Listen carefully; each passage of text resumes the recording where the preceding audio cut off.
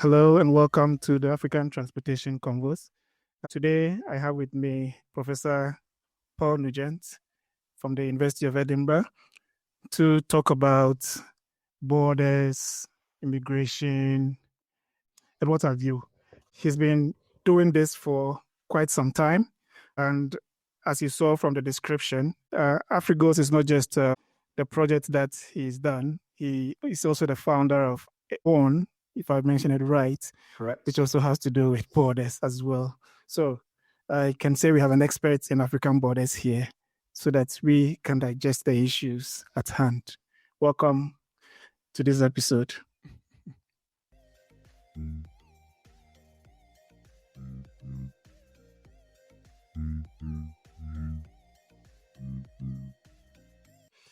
I'm not sure if, it's, you know Ghana very well.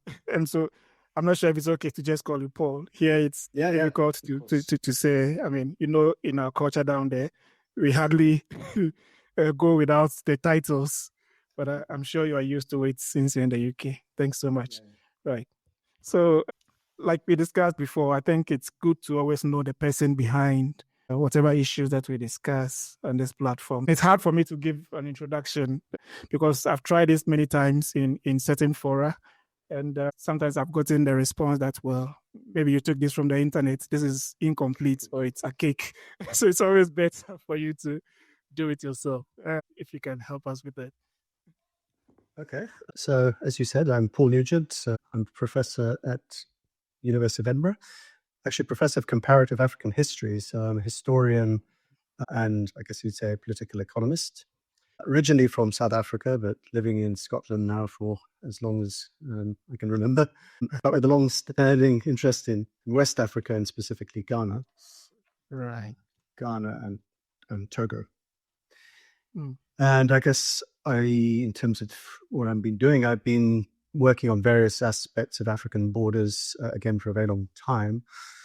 In 2019, I published a book called Boundaries, Communities and State-Making in West Africa, The Centrality of the Margins, which was a comparison between borderland regions of Ghana, Togo, Senegal, Gambia, and was trying to make the case that border regions shouldn't be seen as peripheral. They're actually fundamentally important. They're sites of dynamism and in many ways have helped to shape state institutions and practices in different ways over the last 100 and whatever years. And so it was that pushed me in the direction of looking at transport corridors and new forms of border urbanism that are unfolding at the geographical margins. That's where AfriGos came from. Right. So borders rather seem to be centers or centrality rather than peripheral. Definitely.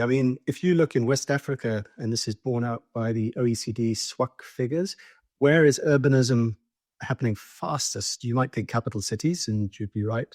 But next to capital cities, which are sometimes border cities, in the case of Lomé, it's border towns. Border towns are growing more rapidly than other places within national territory. So there's something going on there. Right.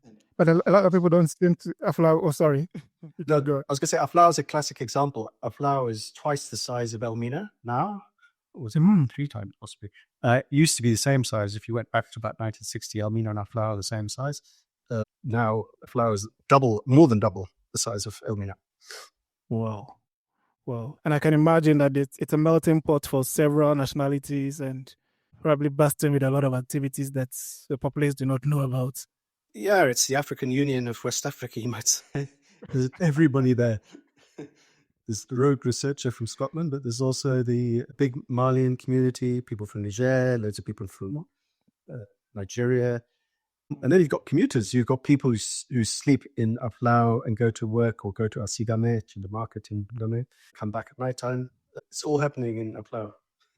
Wow. But no wonder, during the election, that area seemed to be the topical issue.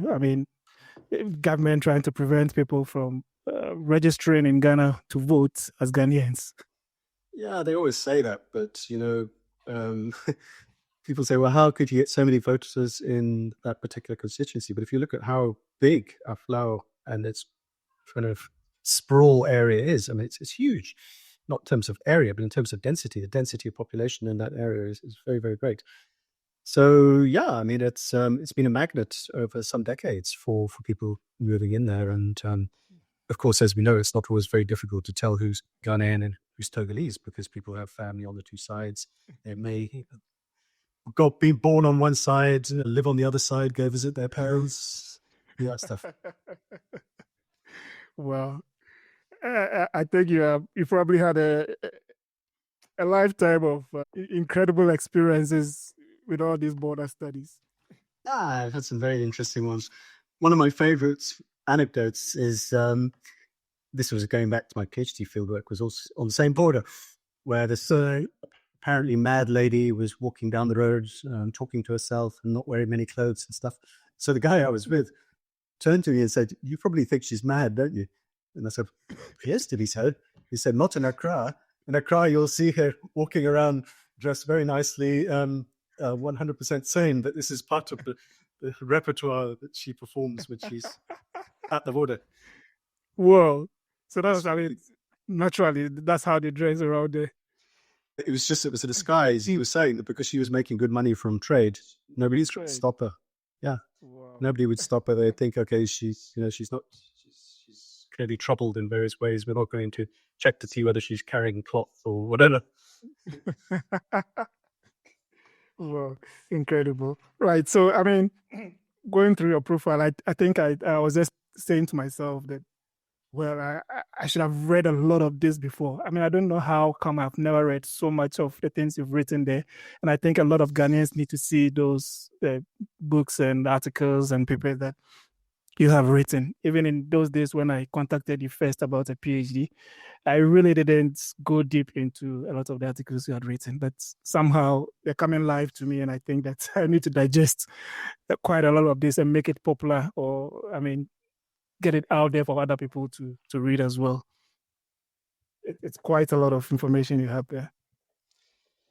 Yeah, I found to say that your PhD started right on that border.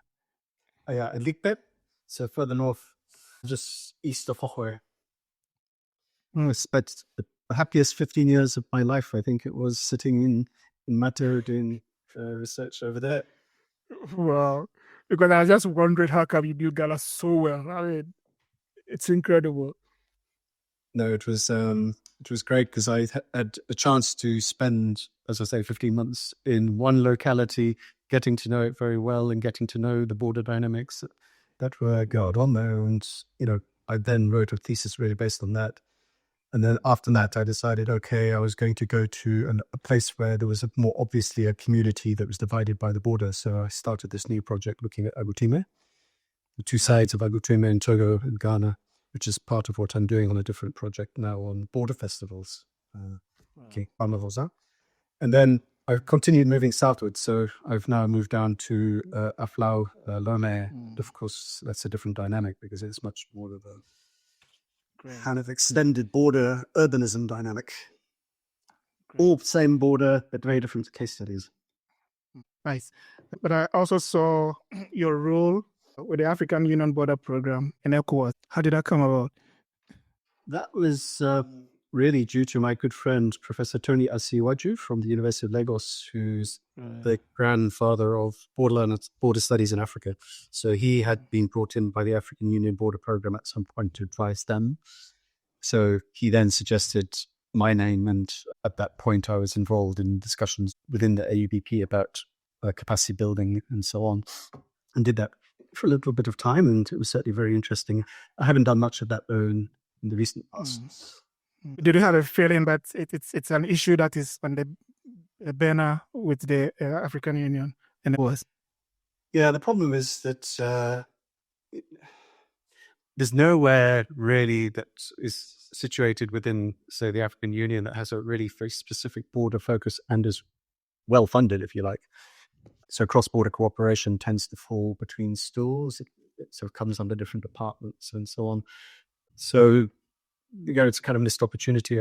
I feel cross-border stuff should be much more central than it is within the architecture of the African Union and other places as well. Well, and if you take it back to border urbanism, this point I was making about the centrality of Africa's urban growth in border regions, and this should be an opportunity that should be exploited, in effect, because there's a lot of synergies that could be developed in border regions, but it tends not to happen because national governments aren't all that keen on doing stuff across borders other than will trade in a very narrow sense.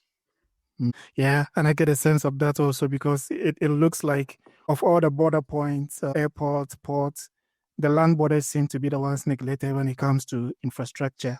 So the roads, the border posts, customs processes, and so on.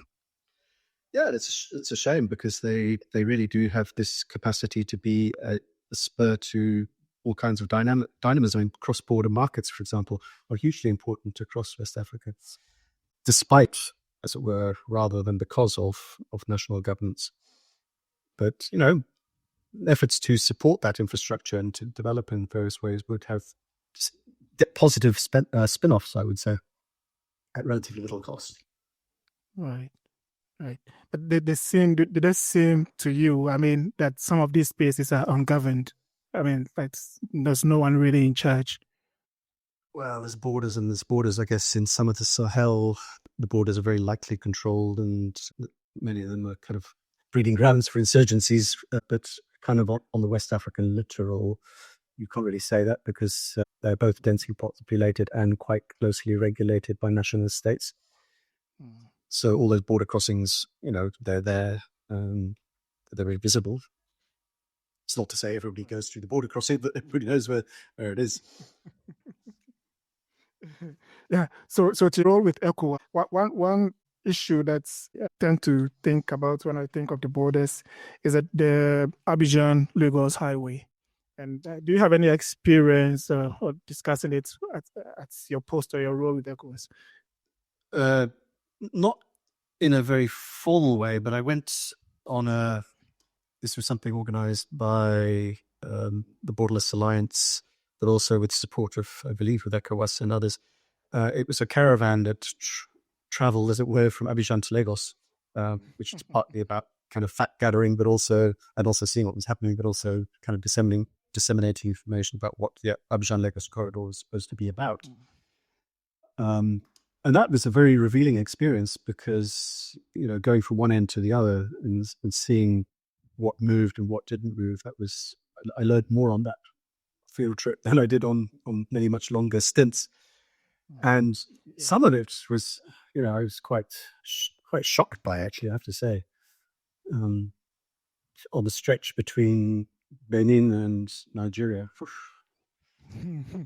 Summer, I think.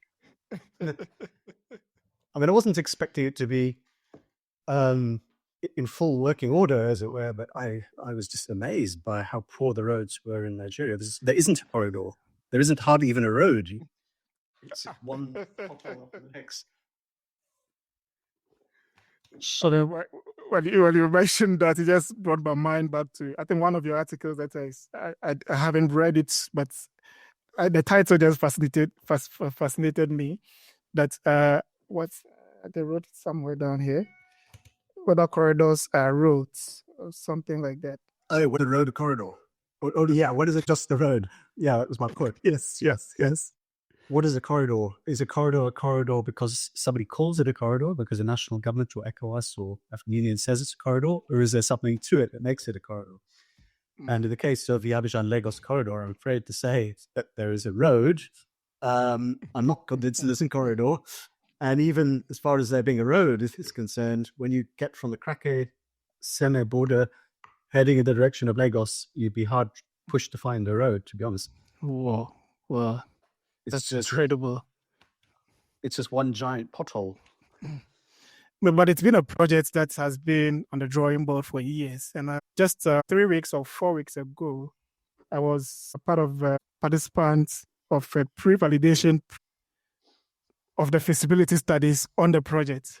And I was thinking to myself, I mean, this has been a project on the drawing board for so long. Are they now ready to really construct the road or make sure that the road meets the standards or probably become a corridor? It's a PIDA priority project. So it should, in fact, it's the priority project for West Africa, but you wouldn't think it if you looked at it. I mean, this, I think, points to one of the structural issues, which is that the African Union, through PIDA, can come up with various plans, and REX can come up with plans, in this case, ECOWAS, for an Abidjan-Lagos corridor. But the question is who implements it? It's national governments that implement it. So that's the problem. That's the problem. So in Benin, you have a nice, fairly long stretch of 2-lane highway because the Benin government has decided to put some money into its part of the corridor. Ghana has put money into its part of the corridor. Togo to some extent also. But Nigeria hasn't, for whatever reason. It has neglected that particular part of the corridor, and there's no one that can hold the Nigerian government to account and say, "Look, you've agreed to the Abidjan-Lagos corridor. Do something about your road." This doesn't work like that. So people hope that eventually it'll be done. But I mean, there's supposed to be a 6-lane highway being constructed between Abidjan and Lagos. Yeah, and actually, in the meeting, sorry to cut you, in the meeting that I attended, the plan now from Ghana to Abidjan, from Aflao to Abidjan, I think it's not even going through Aflao. There's another border north of Aflao that I understand, has been created or so. Yes. Yeah, I think that's where the road is going through now. Yeah. And I understand that road is actually about, not 6-lane anymore. It's about, what is 6-lane? No. 3 on each side, I think. It's been expanded, actually. And it almost looks like an expressway because the speed limit now is about 120. That's what they're considering now. Yeah, the Kachi Highway is in very good shape, but there's very few trucks who are using it because most of the trucks prefer to go to Aflao rather than through the one-stop border post. Because it's located in completely the wrong place. So nobody's using it. It's a white elephant. And there's a lot of discussion about that. That's a shame. No, I mean, there you could construct, there's parts of that corridor where you could envisage a 2-lane highway in either direction. But again, it's very congested, very, between Abidjan and the Ghana border and, up past Dakabani. It's very, yeah. But the new plan actually is to avoid the cities and to go on a bypass kind of. That's the suggestion now. Yeah, no, that makes a lot of sense. But if you take the area between Accra and the Aflao border, that used to be very unpopulated, but of course it's people are building like crazy. And there's stretches of this corridor, it's just so many people that knocking all that stuff down and giving people compensation to construct a 6-lane highway. I know, that's going to be so costly. Yeah. But that is exactly probably the problem as well, that the countries have been given the responsibility to construct these roads in their own territories. Don't you think that is actually the problem, that's the reason why this thing has delayed for so long? Financing. It's national priorities, governments not prioritizing, or some governments not prioritizing the corridor. Definitely that's a major factor. But the other, and it's chickens and eggs, the other thing is that there isn't a huge demand on that corridor. In 2017, I did some research in Krake-Seme on the Benin-Nigeria border, and was trying to work out how many trucks were crossing that border a day. It was only between 200 and 250 a day. That's nothing. If you look at the border between Kenya and Uganda, through the Malaba border post alone, there's 1,000 trucks a day. So this is underutilized as it stands.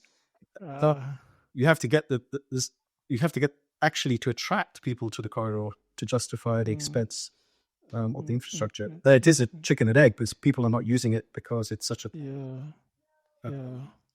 Maybe if the infrastructure was better, more people would use it.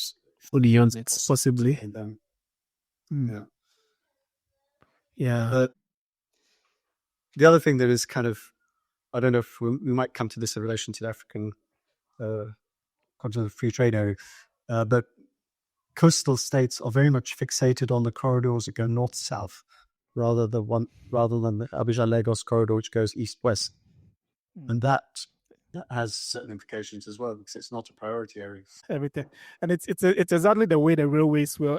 Usually when we complain about railways in Ghana, people will blame the Europeans and say, well, they constructed the railways from the top to the down towards the ports because they had to take resources away. But it's the same mentality we also have of always looking up and not to the sides. Yeah.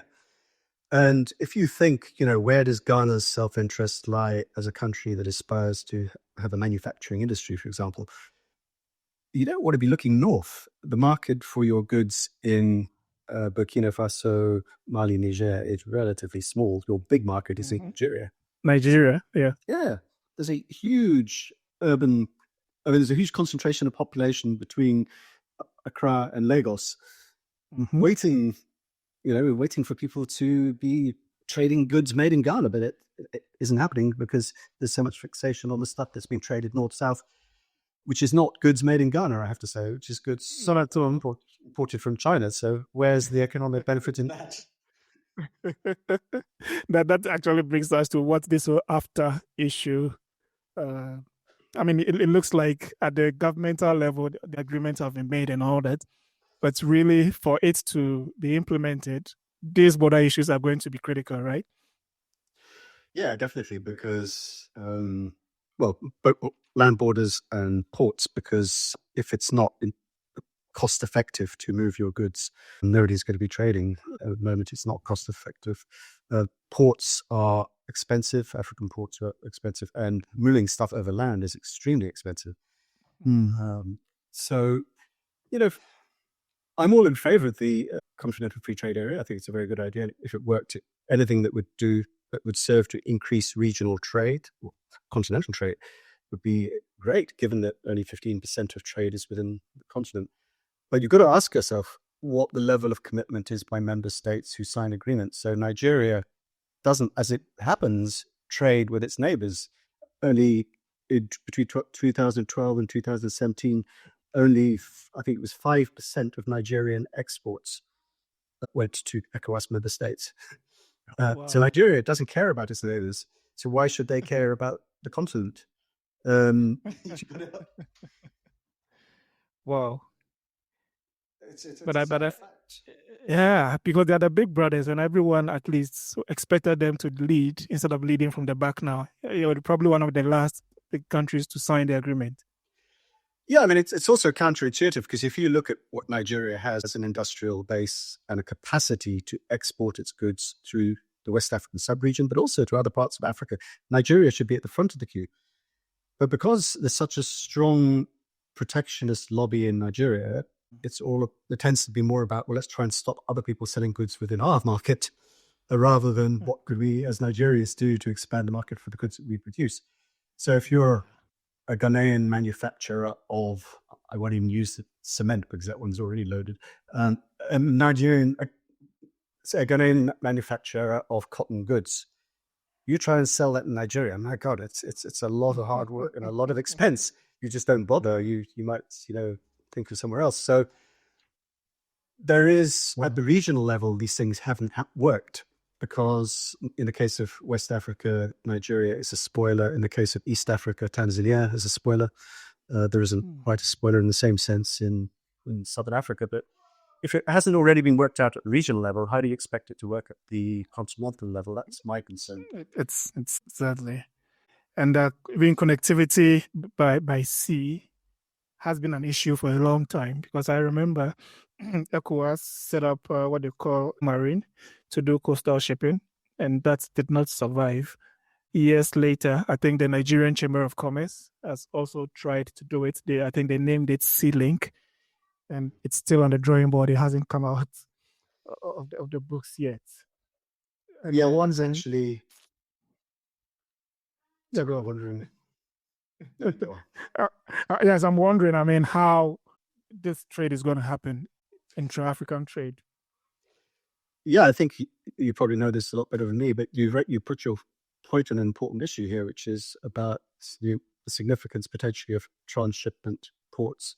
So at the moment, all the heavy investments are going into ports where everybody wants to be the regional hub or even the continental hub.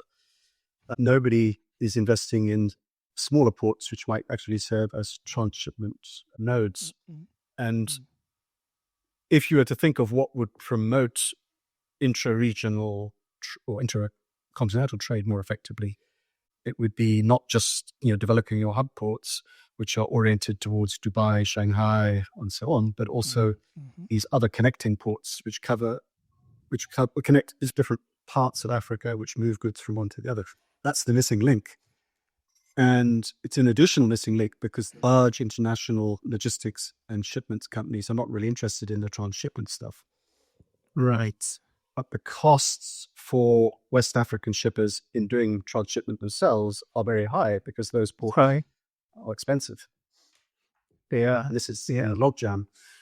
The only way you could get around that is by governments collectively trying to incentivize other ports which might serve a function as transshipment ports.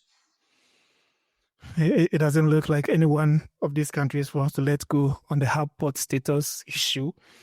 Is that going to probably lead us into getting some white elephants in the near future? Because it looks like everyone is growing. It's just getting bigger and bigger, as if bigger is always better. Yeah, I mean, a lot of it's very speculative, and it's based on certain assumptions about how much trade there is and who's going to be getting what. So if you look in Southern Africa, for example, you've got Lobito under development, you've got Walvis Bay, you've got Durban, you've also, of course, got Aston and Makala. You've got 6 or 7 ports. In a number of those, there's major investments going to them premised on trade passing through those ports, which would not be passing through one of the other ports. Clearly, not everybody can benefit. So the Walvis Bay investments may turn out to be very bad investments because it's simply not going to attract enough trade. People might still continue to go through Durban, for example. So in West Africa, you have the same thing. There's a lot of port investments based on hope that there would be an increased volume of trade. But we know that governments are piling up debt at the moment. Ghana's debt burden is getting rather frightening. Nigeria, not so much in relation to ports, but Nigeria has been piling up debts. A number of countries have piled up debts, and those debts are heavily linked to investment in infrastructure. And are these good debts? Well, I guess you only know in the long term, but in the short term, there's going to be an awful lot of paying that comes from this because governments have to raise finance in certain markets where the rates of interest are very high, and much of it also comes from a general budget. So the more you're putting into this big infrastructure, the less you're putting into schools, rural roads, and other stuff.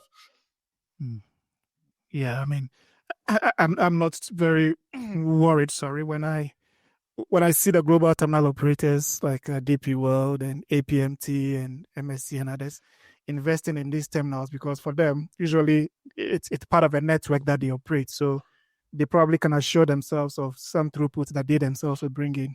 But my problems is with the tendency of some of the African countries to try to almost in the thinking of nationalization, or try to do it themselves with that, what do you call the notion that private foreign investment always takes the money away, and so why can't we do it ourselves?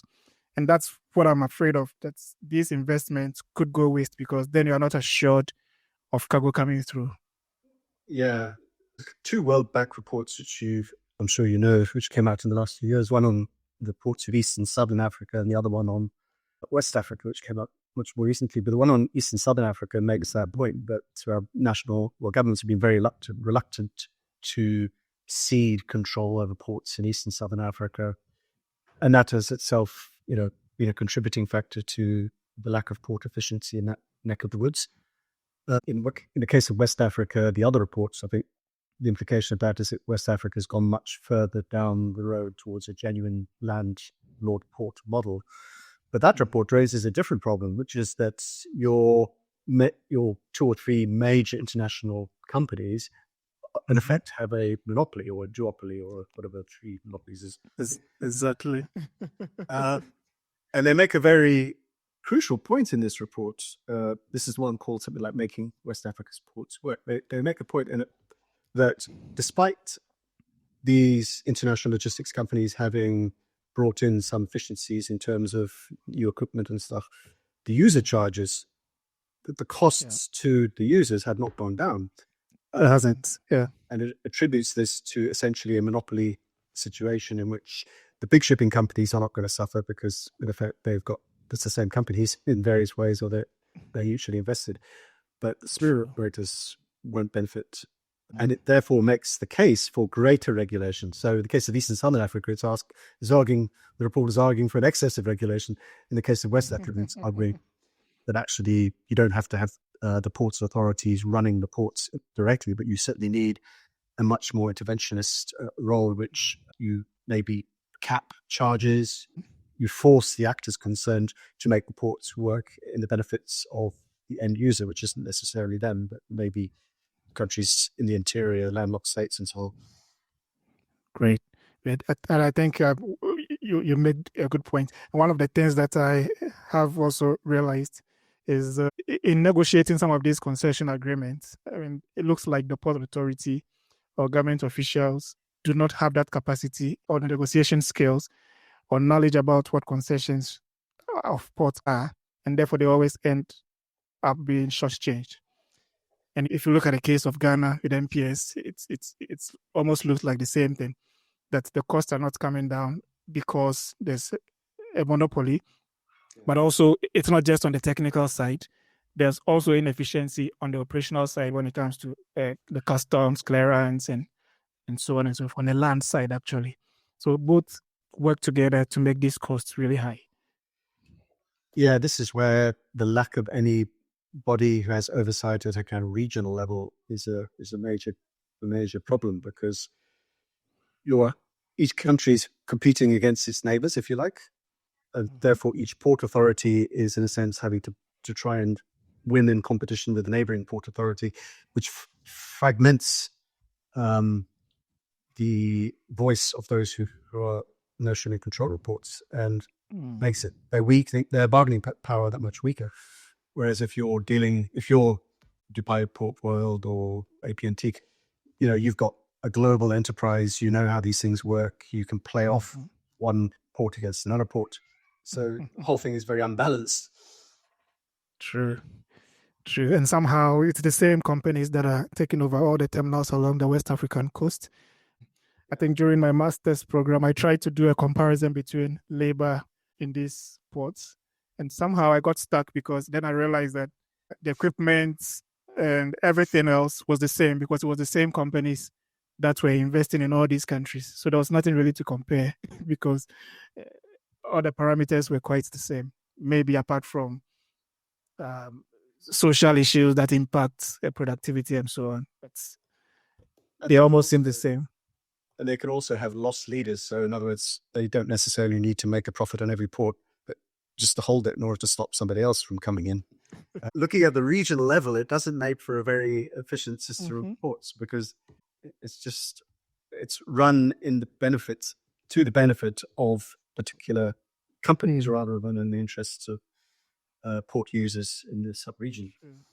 True. So then it appears to me like there's a vacuum, because unlike what probably pertains in Europe, where the European Seaport Authority also is able to mediate in some of these to ensure efficiency and benefits to shippers and to the states. There's that vacuum in West Africa or most African countries, and it's only left to the countries to compete against themselves. Yeah, because they're put in the position of being rivals for the same trade, they obviously don't have a common position. It's almost like you need something at the sort of regional level, some kind of body with teeth, at least, that could take the regional view and say, okay, what would be to the benefit of the West African sub-region as a whole. Right. But that, that's not easy, because that means saying to the port of Abidjan that, look, you probably are not going to be the most efficient hub port. Leave that to Accra or Lomé or whatever. So it's a very difficult one. And it's, the reason why there isn't anything at the regional level is precisely because of the way which RECs have come together as coalitions of states. And nobody can really when it comes to infrastructure, nobody can really take the regional perspective and see what is strategically advantageous. Yeah, I think that's really a big issue. So the power really lies within these private international logistics companies rather than the states. Yeah. In determining who is a hub or who should be the leader somehow. I mean, recently I saw an article where the port of Antwerp and the port of Zeebrugge in Belgium were actually combining to form one port. And I was asking myself, is this possible anywhere in this struggle in West Africa? So, which are the ports? Port of Antwerp and the Port of Zeebrugge in Belgium. Yeah. I think that strategic view of things is probably lacking in our own environments here in Africa. Yeah, and in terms of infrastructure, it's exposing states to risky debt, not just in relation to ports and urban development around ports, but in relation to infrastructure generally. Because everybody's doing their own thing, not necessarily doing a kind of appraisal of what would be of regional benefit and what is sustainable. Right. Do you see any of these eagerness to put up this large-scale infrastructure along the seaports and probably the airports, also for the land borders anywhere in the continent? Yeah, land borders, it's much more, well, I guess railways is the one. There's a lot of new railway developments, waterways, for example, in the Great Lakes region. There's a lot of projects planned there for multimodal infrastructure involving both rail and water. And that's only very capital intensive. But in most other places, of course, it's just the roads and the one-stop border posts, which are very cheap. I think the border posts probably, yeah, they're quite cheap. And I think people like to use it also because are these borders really, we know of, informal entry points along all these borders and so on. How strong is control or governance along these lines? Well, I guess along the main corridor routes, it's pretty well controlled. There's almost an excess of control in that border crossings can be a nightmare. That crossing going from Abidjan to Lagos again, you could do that in a day if there wasn't any border posts. But if you're driving a truck, it's going to take you a week, probably. I tell you, yeah. I had an experience going to Abidjan once, on one of Ghana's public transport services, state transport. It took almost a day. Yeah. And that was just because at the border, everybody had to come down and everything had to be checked by, all the luggage had to be checked by the officials. The next time I went, I decided rather to take a car to Elubo and then cross and then take another car from Norway to Abidjan. And it was much faster. Yeah. It is, although, of course, even with private cars, people get stopped a lot along the routes. There's very little trade, small-scale trade that goes on. You just have to look at the statistics for the number of roadblocks there are traveling from Tema to Ouagadougou, or at least to the border. It's staggering number of roadblocks there are in Ghana, despite the fact that the vice president had said a few years ago that all those roadblocks would be removed, but clearly never happens. Yeah, I think the security agencies always make a case somehow to convince them to get back on the road. So Togo had a problem with the number of roadblocks, and this is at the time when the Borderless Alliance and USAID were monitoring the number of roadblocks, and the Togolese authorities were made aware of the fact that they had this issue with the number of roadblocks on the route between Aflao and, the Ouaga route, and they removed them. So I think they ended up with 2 at the end of it, whereas in Ghana there's about 30 odd, if I last count was, but awful lot. Yeah, perfect. So now maybe we can look at AfriGos and how far you've gone with that. Yeah, so AfriGos was originally a 5-year project, and obviously this last year we ran into problems with the COVID and border closures and airport closures. So we lost a year of the project at a crucial point, but we were given an extension till the end of this year, so we have to tie up some loose ends. So looking at the key topics that you are looking at, the large-scale infrastructure development, harmonization of customs immigration, and security. Which of these probably do you think is in an advanced stage in terms of how well it's doing? Do you mean in terms of the project or in terms of regional integration? In terms of regional integration, sorry. Yeah, I think the customs one is genuinely interesting because while I've been doing some of the work in West Africa. I've also been contributing to the work in East Africa, looking at the northern corridor from Mombasa through Uganda into Rwanda, and looking at the one-stop border posts. And it's clear there that a degree of customs harmonization in East Africa was tricky originally because Uganda and Kenya, for example, were using different customs systems which didn't speak to each other. So there had to be an awful lot of translation and physical paperwork and stuff.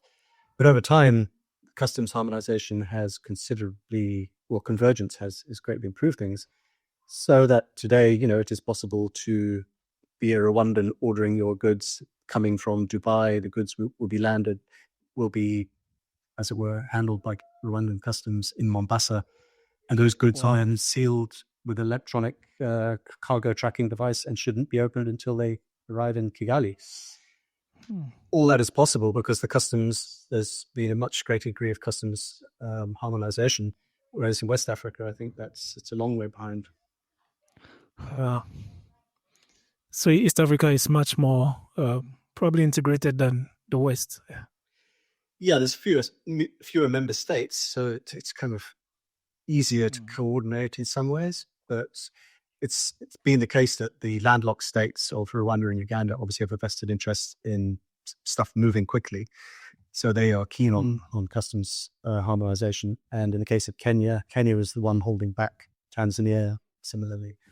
But at the end of the day, those ports are in competition, Mombasa and Salaam in competition. So the Kenyans have had to be a little bit more accommodating and agree to sort of allow a degree of cooperation of customs to take place. And that's brought major benefits. Great. Do you think West Africa is held back by language?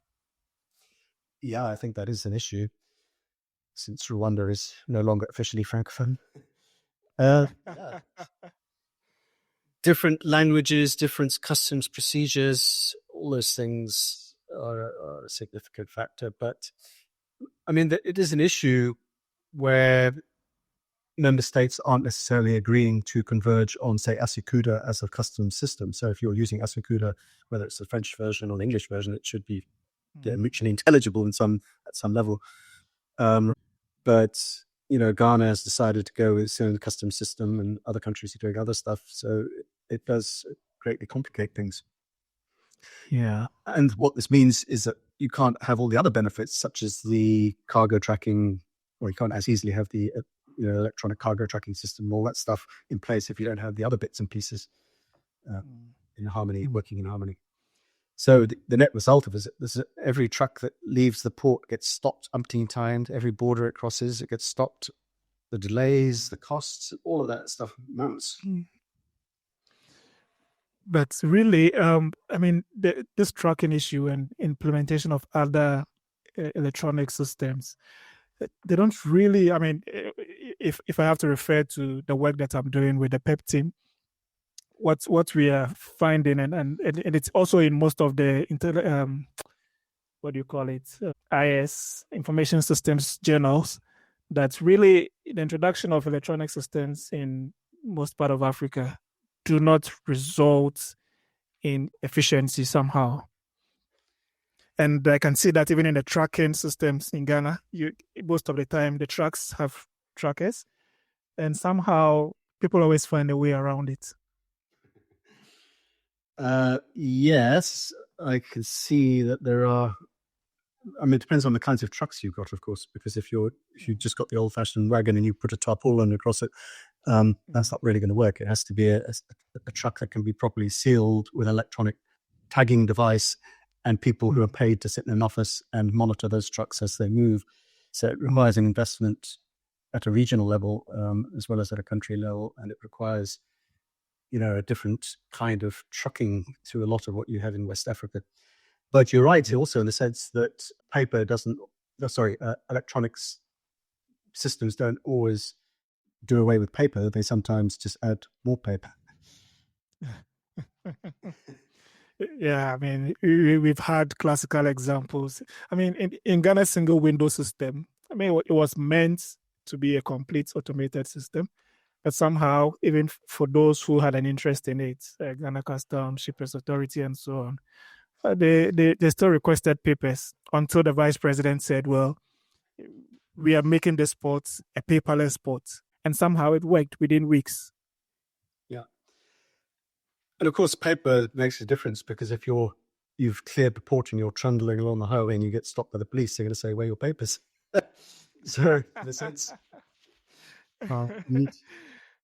need to have it. But as with all these things, it comes down to the human dimension. So you may have all the electronic stuff in the world, but unless people are using it, or using it with a particular mindset, then it's never going to work.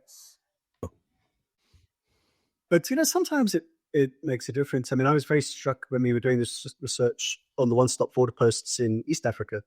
So we kept going back to this one-stop border post in Busia and interviewing the revenue authority people in Kenya, the revenue authority people in Uganda. And at one point, one of the guys in Uganda said, these Kenyans, it's always paper, paper, paper. They're taking stuff off the screen. They're filling out books and more paper. And he said, look at my office. Can you see a single piece of paper? And it was true, actually, around his office. Nothing was on paper. It was all electronic. So you had the contrast between one customs authority, which was still fixated on paper, even though it was all electronic, but still wanted to have the physical printouts. And the other one, which was saying, well, look, maybe we should just let go of our security blanket. We don't need paper. Yeah. Do it online. And it was fine. It worked fine. And, it was a far more efficient operation. In the space of 5 years, they'd managed to reduce the queues very, very substantially, and stuff was moving. Right. Well, I would say it was a successful intervention at that level, evolving the human dimension alongside the sort of customs systems, those two working together rather than sort of at odds with each other. Yeah, true. And I think that all this paper business points to one thing, that people would always have the opportunity to meet the clients one-on-one, and it's an open secret that it's one of the ways that people get corrupt when they have to meet people and hand over papers, duplicating the systems. All of it. I'm quite happy that you talk about the human aspect, because it obviously is the biggest problem on this continent. Where we can put in place all the systems we can, it's the human element that we need to look at. And so with your team on AfriGos, it's not a typical team that is looking for the hard facts like efficiency and so on and so forth, but the cultural, the social, and so on, that plays into all of these activities. And I'm quite happy with the kind of team you've assembled looking at this issue. Yeah, and it's looking at why it's more like a kind of anthropology of the state, you might say. Not that I'm an anthropologist, but it's trying to understand why things work in ways that are sometimes counterintuitive. So one of my colleagues has written an article on the port of Mombasa where he talks about profitable inefficiency. So he tries to explain why it is that inefficiency persists despite the fact that everyone says that they're trying to make the port more efficient. But it comes down to the vested interests that lie around, that reside around slowing things down, the advantages of congestion, because that forces people to use all kinds of other facilities. So exactly, all the policy documents, wonderful, you can read them, but if you want to understand what's actually happening, you have to be there and observe what's going on, and have a lot of off-the-record conversations to try and piece together a picture of what's actually up. And that's what we've done on the project. We do all the policy stuff, but we also try and understand things from below. In my case, it's looking at Ivorian traders who come to the market in Lomé to buy their goods. Why on earth are they coming to Lomé when they've got a perfectly good port in Abidjan? True. There are a lot of Ghanaians who do that as well. Yeah. There's a lot of buses come from Kumasi. People come to buy their stuff in Lomé. So there's something going on there, which in my case, I'm trying to understand why they would do this, why it makes sense, because presumably the costs involved in going back and forth from Abidjan, or not so much Kumasi, but from Abidjan, are considerable, because it means you're crossing two sets of borders. You're having to pay off border officials at least twice and 3 times, and to pay the transport costs. So why would you do it? So that's what I've been trying to do. And then why would you not go further? Why would you not just go all the way to Lagos? That's clear, isn't it? Yeah. What is about Lome? I mean, that question, I've had calls to probably address it somehow when people bring it up. In Ghana, there's that perception. Yes, people say, well, Lome is a free port. And for them, the perception of a free port means that no duty whatsoever is paid. And so you can go pick your goods from there without paying duty and then bring it into the country and so that you can sell cheaper. And that is what is pushing a lot of people to go to Lome, unless they have some connections with custom officials at the border. That makes it easier to go through with just some unofficial payments and then they get in. But I do not really see an advantage of going to Lome in the name of a free port. People don't really understand what the free port concept is about. No, when you look at the costs of the goods and you ask them, well, ask traders, would you not be buying this for about the same amount in Abidjan? And they say, well, yeah, there's not much of a difference actually in terms of price. But we come to Lome because they have a greater selection. There's a greater variety of things that we can buy. From the point of view of a trader, it's not just the cost, but it's also keeping your variety. Yeah, the variety, keep me excited when coming back. But is that with just one product, or it cuts across a variety of products with this variety issue? A lot of products, certainly in relation to things like cloth and clothing. They're often coming because of the clothing stuff that they buy there. But other products as well. They do come to buy. Cosmetics, for example. Well, so this, and some people are doing it once a week, so it's a regular movement. Well, it's entire hotels that cater to the Ivoirians. There's one which I think unfortunately is closed now, but there's one that had Houphouët Boigny and Ayadama 1 on the wall, as if time had frozen. There they were. And I was asking, so why is it the current Ivorian president on the wall? And they said, I don't mind him, he's useless. In the good old days when Ivorian was wealthy, it was Houphouët who was the guy who had Tibis.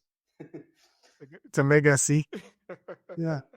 And this is so organized because there are these trucks, not now that the border's closed, of course, but there are these trucks that purely service the interests of these traders. So they come from Cote d'Ivoire.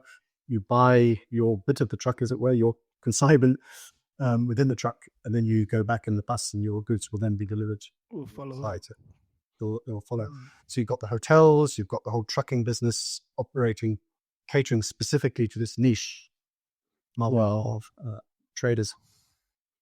Well, you're fascinated. Unfortunately, with the border closure, all that stopped, the buses stopped coming, and what I want to do is to see what impact this has had on people doing business in Lome. Yeah, it'll be interesting to know. So on the contrary, I don't know, possibly there's some trade going on that is not captured officially when we talk about intra-African trade. There's a lot of informal trade also between these countries. There certainly is. But of course, the trade I just described is still a kind of transit trade because it's goods coming in from Asia and Dubai and wherever, coming through the port of Lome, and they get redistributed through the region. It's not intra-African trade in the sense that it's products made one West Africa and sold in another. That's where the gap is, and that's where the African Continental Free Trade Area has obviously got to if it's to be successful, to produce a radical shift in patterns of trade. Right. That's great. So usually when we talk of these transport corridors in Africa, we usually tend to forget about the north. In a recent conference that I attended, there was a conference in Leiden, I think a month ago, where I made a presentation as well. It was called Africa Knows. And somehow there was complaint that when we talk of Africa, we always leave the north out of the discussion. Or is there a problem why we would normally just look at sub-Saharan? No, I think you're right. There is a tradition of treating North Africa as somehow divorced from the rest of Africa, which obviously doesn't make a lot of sense for West Africa because there's so many trading and family and religious connections within West Africa linking to North Africa. In Senegal, I'm always struck when I'm in Senegal with how close the links are to North Africa. It's very, very strong. Well, And the same would obviously go for Mali, Niger, and places like that. And certainly if you're interested in ports, I mean, clearly there are some very important ports in North Africa as well that are not exactly rivals to the ones across the southern half of the subcontinent, but they're clearly important in their own right. Yeah. So, yeah, I mean, I think I'm all in favor of treating the North as if it is part of Africa. I have a confession to make, though, because we have a new book coming out on transport corridors in Africa next year, which we leave out North Africa, which is a shame. Not for any lecture reasons. True.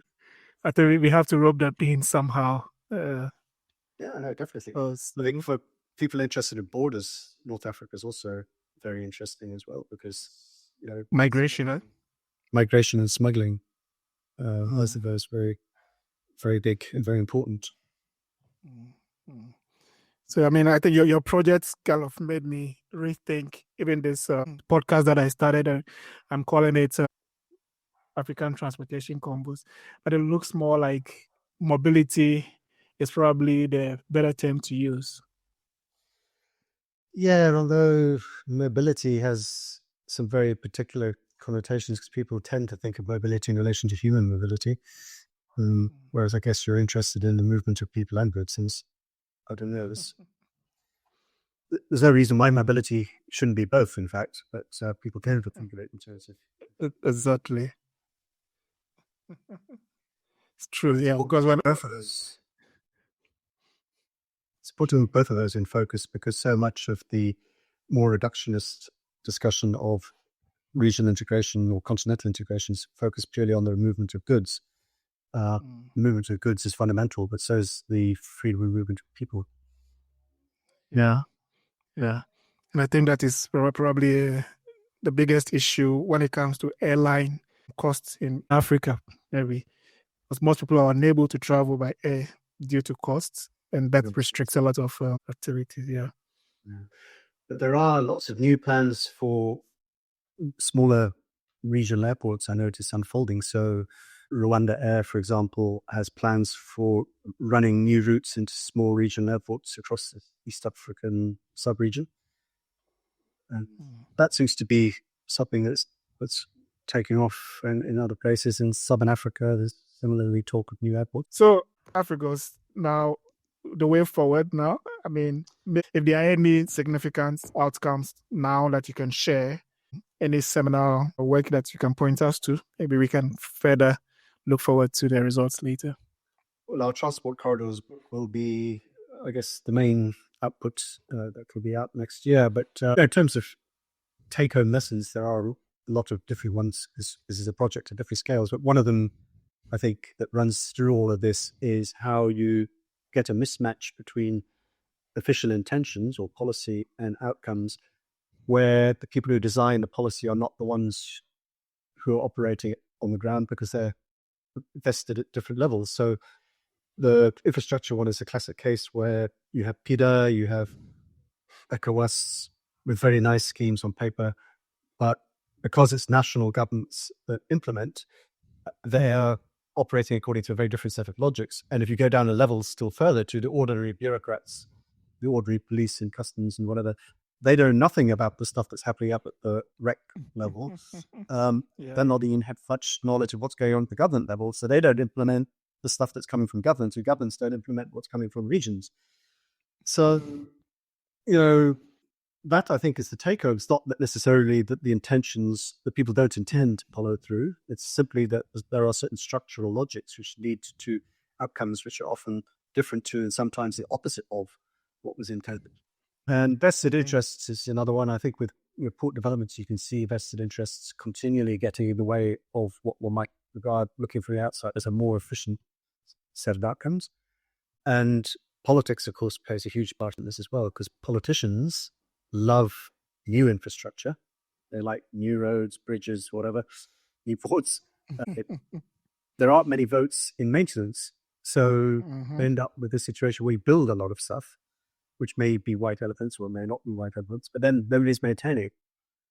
And that's a political logic which leads to outcomes which are not necessarily what what is intended or desired. Mm-hmm. Yeah, I think I can identify that. Mm-hmm. Those are two. And I think the third one is the one I would go back to, which is about the importance of taking border urbanism seriously.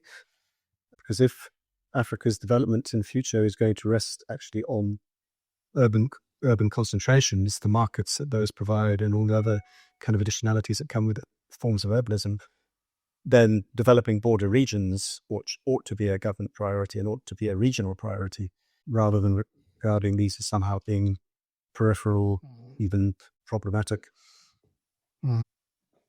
Well, so I kind of got four actually. So the vested interests, politicians, their love to build, the vacuum or disconnect between the regional, the country, and then those at the operational level, and then the importance of taking border urbanism serious. Those are actually better than I can.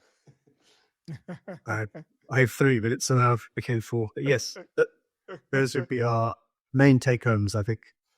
And for me, that this project is finished, my next one is going to be on border urbanism, looking at this very more specifically, because the African continent is unique for the number of capital cities that are located on or near borders, as well as, of course, the number of rapidly growing urban centers located on borders. Perfect. Thank you so much for this point. Do you have any other thing you can point us to? We have a couple of people listening to us now. I'm sure others would listen to this recorded version later. And if they have to follow you, where can they find you? Where can they find your work? And maybe follow AfCFTA as well. You can find me on the University of Edinburgh Centre of African Studies website, where all my publications are, as it were, listed, and some of them you can actually easily download. The one on One Stop Border Posts in East Africa, for example, that one is available, open access. Anybody can download it and read it. I'm available on Twitter. I'm George Nugent Baby is my Twitter handle. So I tweet a lot in relation to stuff relating to transport and infrastructure and all of that. Those are probably the two places to look. Great. So listeners out there, follow Professor Paul Nugent on these platforms, on the University of Edinburgh website, on Twitter. Yeah, Twitter, I know he's very active. I think it's a good note to end this. Again, thank you so much for joining us. And thank you, Professor Nugent, for this opportunity to talk to you. No, great. It's been a pleasure. Anytime. Yeah. Thanks so much. Thank you all who joined us on this conversation. You can always get in touch with Professor Nugent, and you can always subscribe to the podcast so that anytime there's a conversation, you can have a notification. Thanks so much.